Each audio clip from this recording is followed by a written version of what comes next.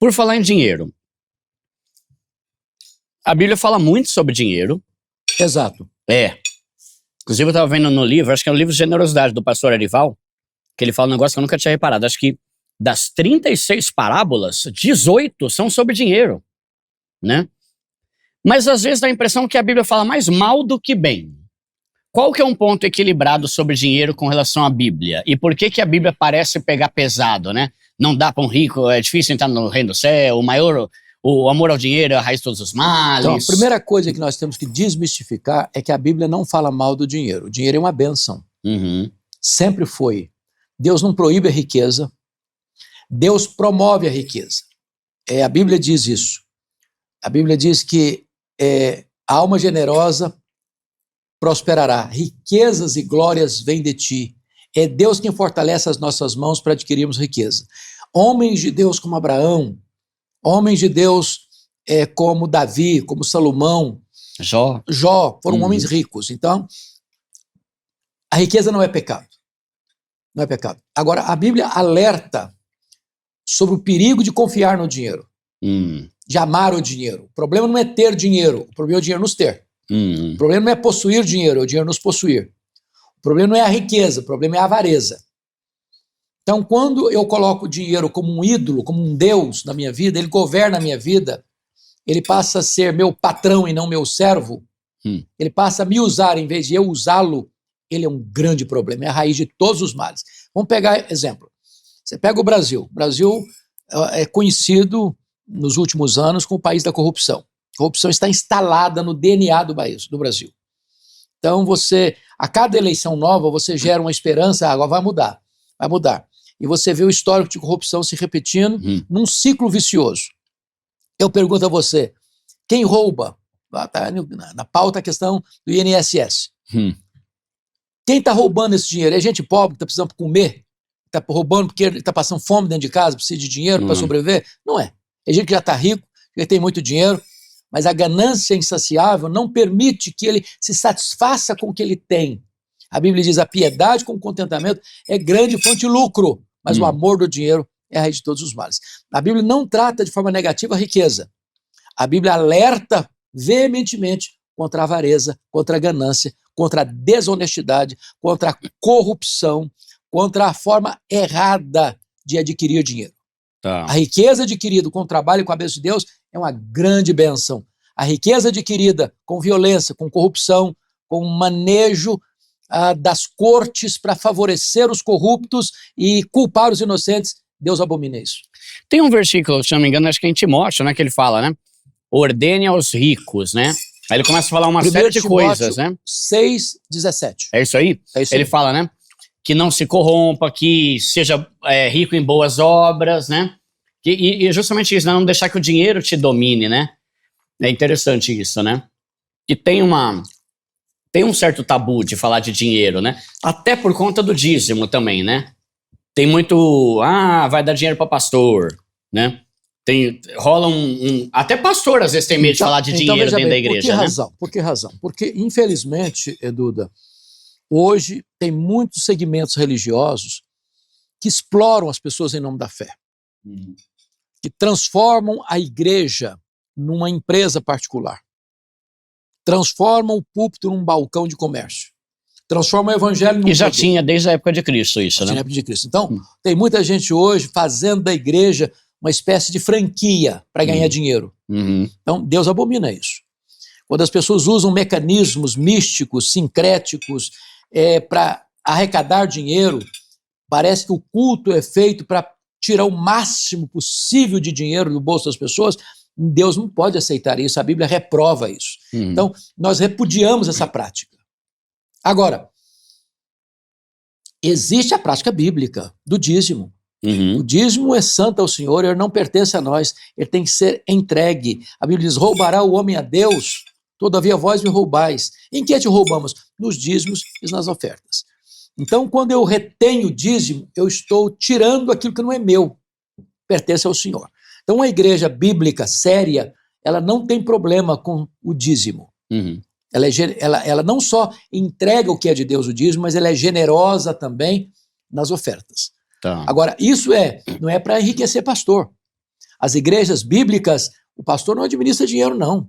Ele não é o dono do dinheiro, não. O dia que cai lá no gasofilácio não vai para a conta dele, não. É para a obra de Deus. É para a sustentação da obra de Deus. Para fazer missões, para fazer ação social, para ajudar os pobres, para socorrer os necessitados, para levar a obra de Deus adiante. O pastor, numa igreja séria, bíblica, ele tem o seu sustento. Ele ganha o seu sustento digno. Mas ele não se apropria indebitamente do dinheiro da igreja. A igreja em que o pastor apropria-se indebitamente do dinheiro da igreja está passando algum problema sério do ponto de vista bíblico e do ponto de vista ético. Ô pastor, eu posso pedir um desconto no dízimo se eu tiver endividado no cartão de crédito? Vai viver com desconto no dízimo então, né, ô pobrezita? O senhor acha que tem caso em que o dízimo pode não ser de 10%? Não. É sempre 10%. A palavra dízimo significa 10%. Não é 9%, não é 8%, não é 5%. Não se dá desconto. Eu não tenho direito de mudar a palavra de Deus. Isso é uma heresia. Eu falo, agora o dízimo aqui, agora nosso dízimo, vamos dar um desconto aqui, é 5%, 6%. Não, que autoridade eu tenho para mudar a Bíblia? Sim. Nenhuma. E a própria palavra já quer dizer 10%, né? Tá. Aí, pastor, algumas perguntas mais rápidas. Um versículo que o senhor mais gosta. Ou um que o senhor gosta muito. Eu tenho um versículo que eu gosto muito. Embora a Bíblia toda é palavra de Deus e toda é preciosa. Romanos 8, 28. Sabemos que todas as coisas cooperam para o bem daqueles que amam a Deus, daqueles que são chamados segundo o seu propósito. Isso mostra a soberania de Deus, a providência de Deus na nossa vida. Boa, boa.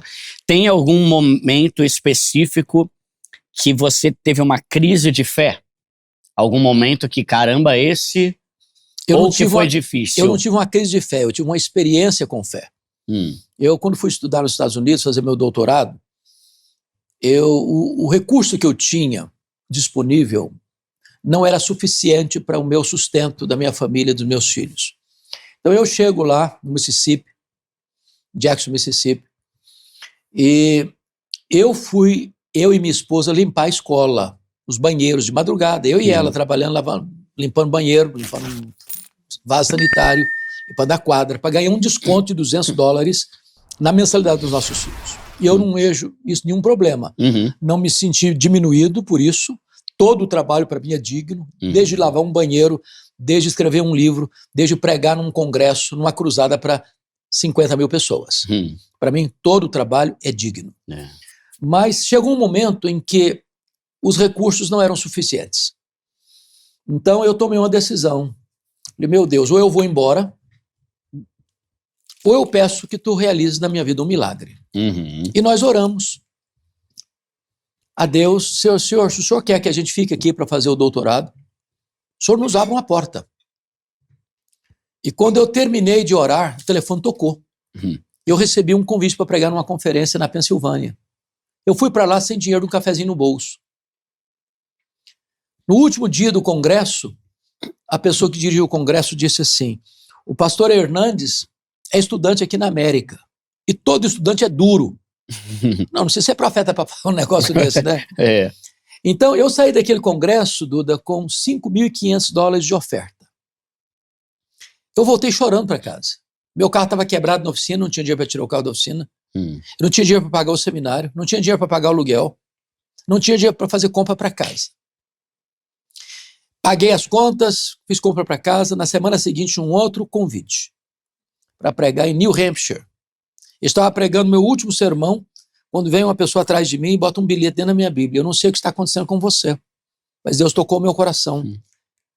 E eu vou lhe mandar $600 por mês até você terminar o seu curso. Ai, que da hora. Me deu uma oferta de $2.500. Para encurtar a conversa, eu fiz recebi 21 convites para pregar em 10 estados diferentes. Cada lugar que eu ia, Deus fazia um milagre diferente. Da hora. Um dia uma mulher fez uma viagem de noite, debaixo de neve, para onde eu estava, que Deus tocou o coração dela para me dar uma oferta. Nunca nos faltou nada em todo o curso do doutorado que eu fiz. Para minha surpresa, no dia que eu vim embora, e eu saí exatamente na época que as Torres Gêmeas estavam sendo atacadas, eu voltaria para o Brasil no dia 12 de setembro de 2001. No dia que as torres estavam atacadas, eu estava defendendo a minha tese de doutorado, no exato momento. Eu fui ao banco fechar a conta. Para minha surpresa, todas as nossas economias pessoais que nós havíamos levado para lá, estavam lá no banco. E Deus me ensinou a lição. Você precisa depender do provedor mais do que da provisão. Quem cuida de você é Deus. Então, eu tenho vivido isso, eu tenho experimentado isso, a fidelidade de Deus, o cuidado de Deus, a providência de Deus. Esse Deus é digno da nossa inteira confiança. Amém. Muito bom. É isso. Nossa, é bom demais.